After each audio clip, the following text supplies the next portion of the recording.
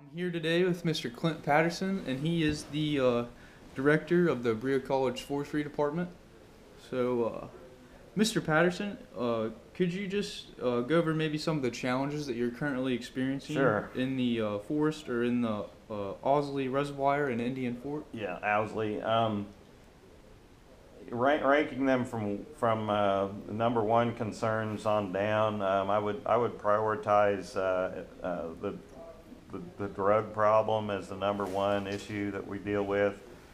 Uh, I've been here over 4 years, and the first 2 years we had a lot of incidents of drug paraphernalia from meth making found in the woods, Sudafed bottles, batteries, the shake and bake type, pop bottles, things like that. Yeah. Lots of that I was finding on the forest, sometimes right next to Owsley Lake and right next to creeks that run into our watershed for our municipal water. Those things are very concerning. I found hypodermic needles and meth materials, residue, bags of aerosol cans empty and paint where people been sniffing paint and things like that really close to our trails and close to campus on the forest. So those were big problems the first couple of years. Dumping trash, as I alluded to before, is a big concern. It'd be great if we can catch some of the people dumping trash and doing repeat littering of the forest. We spend a whole lot of time cleaning up trash, and we're all sick of it. We're just disgusted with the way the mentality is just throw whatever out the window or dump your trash on the forest. It's such a beautiful place. It's such an asset for our community, and we need, if people don't appreciate that, we need to scare them into appreciating. After drugs and trash dumping, I would say vandalism is the big issue we deal with. By vandalism, some examples would be destroying kiosks and interpretive signage. Well, whenever I got here, I had all these big plans to do all these interpretive signs and information kiosks, and the first one we built was destroyed in 3 days. We rebuilt it and it was destroyed in 4 days. And we've put up a lot of different signs. They always get tore down. Is that signs for like the beginning of the trails and stuff? Yeah, the trails just south of campus. We can't keep anything there. It gets destroyed immediately. And then out at Indian Fort, things will last longer, but they slowly get tore up. By slowly, I mean like over a couple months, not years. So. Yeah. And I think if we could catch them, we could make examples of them, and we'd have a lot more people happy that we caught them, and cheerleading our efforts. I think than I think most people are good and want to take care of things. It's just I think there's just a few bad apples out there, and we need to make examples of them, and I think they can get away with it, and they have been. So if we could have some way of catching some of the people doing these things. There is some theft as well. There's not a whole lot you can steal out on the forest, but I do see people carrying digging tools out through the woods, and I know that they're digging ginseng. Ginseng is a medicinal plant that is quite rare, and it's valuable, and it's something we don't want people just walking out with from our forest and depleting that. That's a part of the forest ecosystem that's being depleted. So we've actually had our chainsaw stolen out of our truck when we were working about 100 feet away, and Wow. we just we kind of saw some people walking and never even thought about it to wait until they were gone before we turned our backs on our truck. And so we've even had students working and had their coats stolen while they were picking up trash, and that just blew our minds that here we've got students doing something to improve the area, and then somebody goes by and steals their coats. So those incidences, I think, are all related to the drugs here. And No. my personal attitude is that we need to have somebody,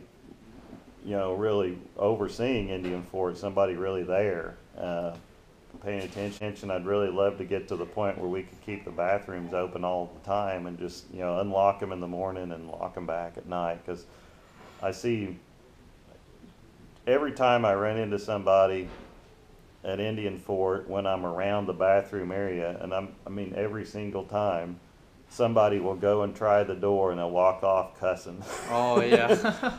And if I wasn't there, I often think if I wasn't there, they may kick the door in or they may graffiti something or something just because they're pissed off that, I went out here and I walked past the bathroom and I thought when I got back and I had to go real bad now that I could use it. Now it's locked. And so I understand that. We should keep them open. We should, Right. why build a bathroom if you're only going to open it when you have an event? So Yeah, that's what it seems like. Most of these problems are. It's such a large area that it takes so much.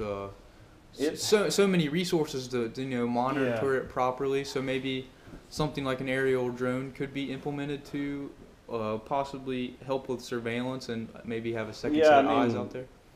My preference would be to have caretakers that are there all the time, but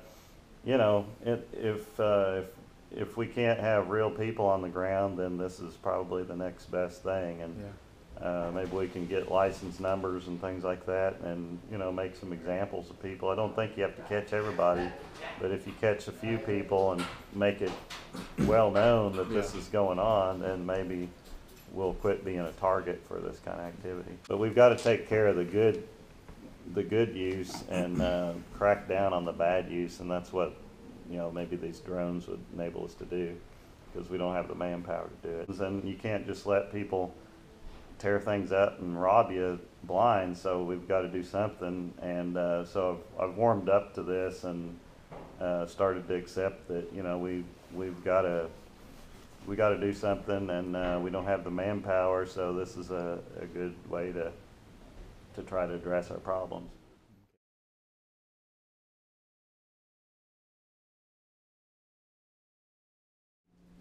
I've seen in my research that aerial drones are being used to help farmers make decisions quicker and easier, and also they're used to see problem spots in the crops. Yes. Have you guys ever used any technology like a drone, or do you think it would be beneficial? We have not used a drone, though we've considered using them. Drones were highlighted at the last Madison County Farm Field Day, and some of the students went, our farm manager went, and they did demonstrate some drones during the field day. There's one area that I've thought drones might be useful in, and that is in protecting our free-range poultry from aerial predators, hawks and owls. These animals know when we're there and when we're not, and they're very effective at swooping in and taking chickens. So if we had a way to monitor the chickens, or if we had a way to fly the drones when we're not there, some kind of an automated system where they could simply hover around to dissuade birds from coming in, I think it could be really effective for reducing our chicken mortality. We could probably work with like a GPS setup with coordinates that it would fly to. If we could get the regulations to let us fly something like that. Oh, that would be, that sounds like it would just be an really hour. compatible. I'm pretty sure a drone can handle an hour of flight to go out and just fly the course. And so you got back and brought it down and had somebody there. Right. So that, I feel like that could be something that would work. Right. Yeah. And then another possible use would be in trying to locate where livestock are on the farm. The main area of the farm, which is Hunt Acres, has the livestock, most of the pigs, or all the pigs, and most of the cattle. How many acres is that?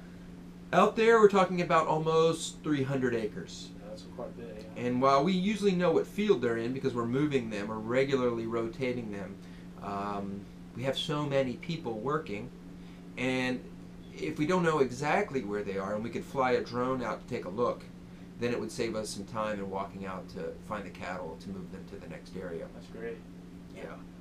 And then I guess the last thing, do you think it would be, an aerial drone with a camera, an HD camera mounted on it, would be beneficial for the crops at all to see problem areas? Yeah, I think we could use those in some of the larger crop fields if we're looking for problem spots like wet areas, or maybe even areas that have particular weed problems, weed infestations. They might show up in a photograph before we recognize them from walking the fields on the ground. Yeah. Scouting is fundamental to pest management, whether it's an insect pest or a weed pest or a disease. And so if we had the ability to scan whole fields, You can see it before it gets out of hand Yeah. necessarily? yeah, and it would save a little bit of walking time. Yeah.